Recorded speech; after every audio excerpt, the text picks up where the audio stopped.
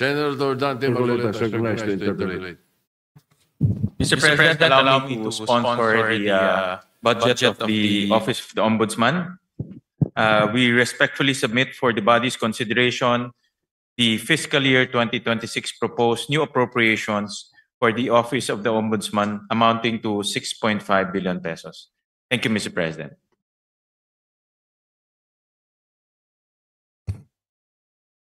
Thank you, Mr. President. You go ahead, Senator Marcoleta, you're recognized. Mr. President, in several decisions of the Supreme Court, the Office of the Ombudsman was admonished for grave abuse of discretion, for acts of bending or twisting the law to expand its powers. I may cite several jurisprudence if I must. Mr. President,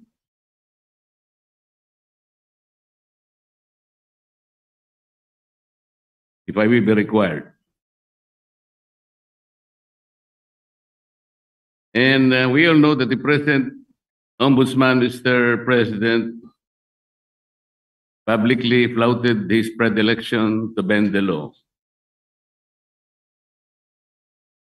Does he believe that these decisions of the Supreme Court are wrong and he is not bound by these decisions? Mr. President, the new ombudsman intimated to me that his direction is to abide by the Supreme Court decision, and the rule of law is supreme. And therefore, is not correct, and there is no basis for flouting those statements publicly declared that bending the law is all right, provided that he is not breaking the law. Mr. President, it's a figure of speech, Mr. President. Mr. President, why figure of speech? The Office of the Ombudsman is a high office. We're not supposed to be guided by figures of speech. Our people might be misled into believing that it's all right to bend the law, provided we do not eventually break it. It should be explained succinctly, Mr. Speaker. It should be explained very well that that is not correct. That he was wrong in saying that. He was very wrong in confirming and even affirming that publicly in one of our hearings in the Blue Ribbon Committee. Can we expect that, Mr. President, for the Ombudsman to do?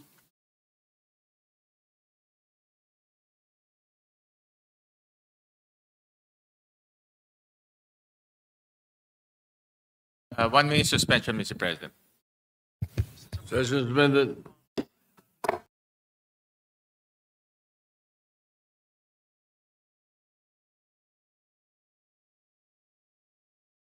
Madam Majority Leader, what is your pleasure after that motion? Mr. President, with all due respect to the good gentleman from Tarlac and Pampanga, the Senator Marcoleta, we have very, very rarely given way to such a motion to suspend the rules, especially during budget plenary deliberations, with all due respect to Senator Marcoleta. So I apologize that it may not be possible also this morning, Mr. President.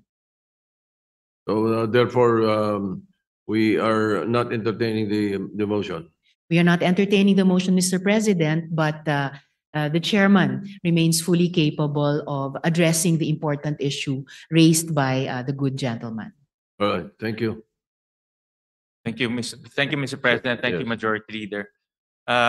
Muli nagpapasalamat po kami kay Senator Marcoleta at tinanong niya po yung itong issue Nagbibigay po to ng oportunidad para sa ating bagong ombudsman klaruhin yung kanyang mga nasabi. At wala hong intention to bend the law. That's very clear. In fact, ang prinsipyo po ng ating bagong ombudsman is to follow the law and uphold the law. Dahil naniniwala siya na ang rule of law is supreme, Mr. President. So, para lang klaro, no, na itong nasabi niya ay isang figure of speech, pero wala hong intensyon na baliin po ang batas. Dahil ang kanyang intensyon ay ipatupad ng batas ng may integridad at may katarungan, Mr. President.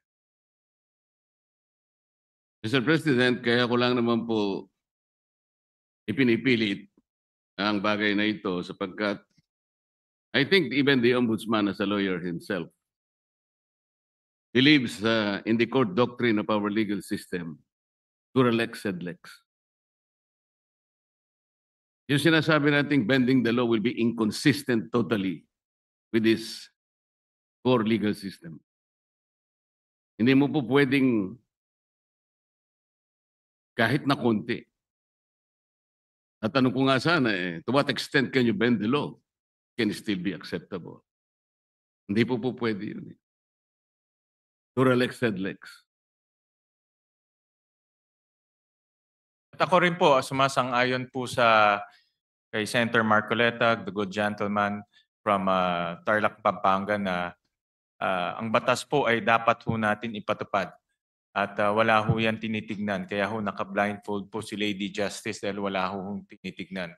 At yan rin po ang assurance ho ng ating bagong ombudsman dito po sa bulwagang ito at sa lahat po sa sambayang Pilipino na nanonood ho sa atin na ipapatupad niya ho ang batas na may integridad po.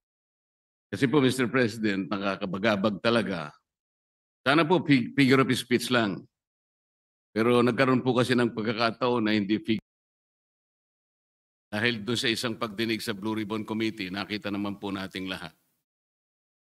When a particular witness applied for witness protection program, and the law is clear, the provisions of law on the requirements on how to apply for a witness under the witness protection program, nandun po lahat yun eh. The enumerations, the requirements are exclusive. Pero sinabi po ng ating ombudsman, then the Secretary of Justice, pinipilit po merong restitution. I advise him that he cannot do that because restitution does not appear in the law. But Mr. President, he insisted. So doon po nagkakaroon ng problema. While publicly, he declares that he upholds the law to the fullest. Pero in reality, it is not being done. How can you put a requirement which is not in the law? And he said that was his opinion. His opinion will not even matter, Mr. President. Does that opinion will even prevail over the strict provision of law? Yun po yung aking ikinatatakot, ikinababahala, na nami-mislead po yung ating mga mamamayan eh. Pati ang ating processes po ay nalalagay sa alanganin. That's why this is very important. Kailangan po masettle natin ang issue ito. We cannot bend the law.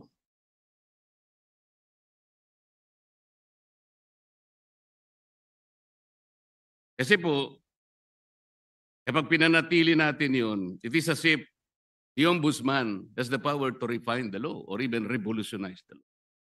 No one can do that, Mr. President.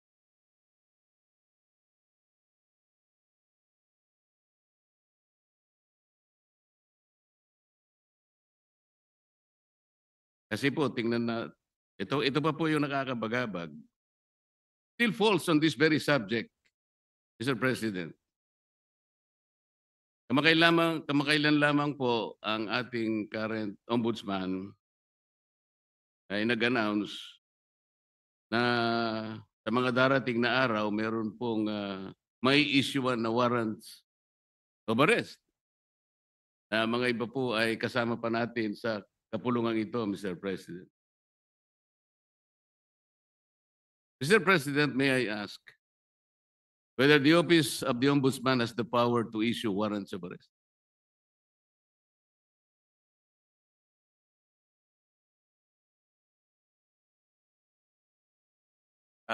No, Mr. President. Ang trabaho na ho nila, ang responsibility ho nila is to ensure accountability. Tama naman po yun at ako'y naniniwala. Pero bakit niya po kaya nasabi yun that such a particular date warrants of arrest will be issued?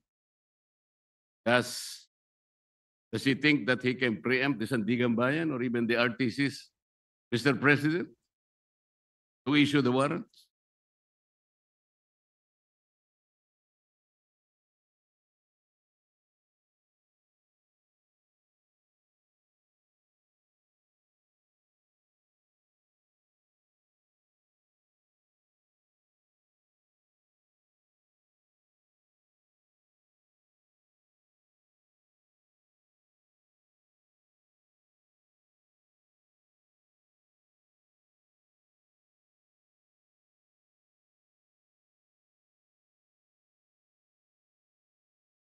Mr. President, this is a indicative timeline. Meron ho kasing sinusundan ng ombudsman na timeline at base po doon sa mga nakita nilang ebidensya, nakita ho nilang mga krimen na ginawa po ng iba't ibang personalidad.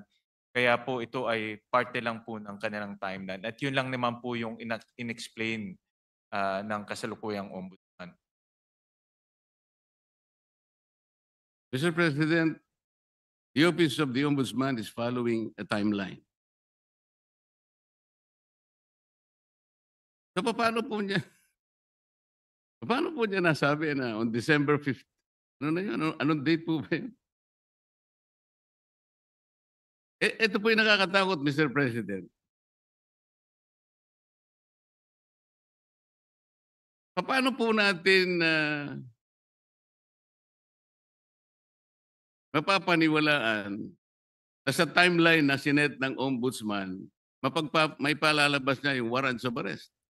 Hindi ba ang ibig sabihin nito, pwede niyang i-preempt ang decision ng Sandigan Bayan or the RTCs because he's following a timeline. And the most intriguing issue here, Mr. President, is that he might be able to influence and preempt the decision of the RTCs and the Sandigan Bayan. Just to make that timeline a reality. This is a very dangerous proposition, Mr. President. But Mr. President, hindi naman po, no, dahil alam naman ho natin ang Sandigan ay under the ambit of the judiciary. Iba naman po ito sa trabaho po ng ombudsman. Pero bilang ombudsman, nakikita ko ho na dahil sila po ang magfa-file ng kaso, very optimistic ho sila na yung kanilang ifa-file na kaso mayroon pong kinahihitnatnan at mayroon pong resulta. So yung resulta na gusto ho nilang mangyari ay mag-issue ho ng warrant of arrest. Kasi very confident sila na yung kaso ay matibay.